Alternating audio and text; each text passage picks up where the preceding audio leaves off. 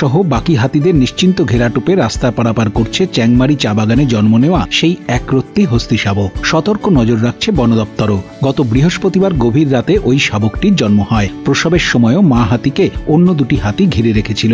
এরপর কয়েকদিন হাতিগুলিকে দেখা না গেলেও গত সোমবার থেকে প্রতিদিন সকালে শাবককে নিয়ে ডায়না সড়ক সেতু লাগোয়া 17 নম্বর জাতীয় সড়ক পারাপার করতে দেখা যাচ্ছে হাতিগুলোকে। 3টি হাতি রীতিমতো এসকর্ট করে শাবকটিকে নিয়ে যাচ্ছে।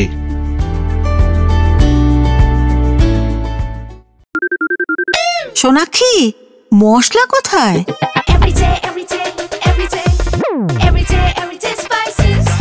এভরিডে মশলা, দেশের স্বাদ।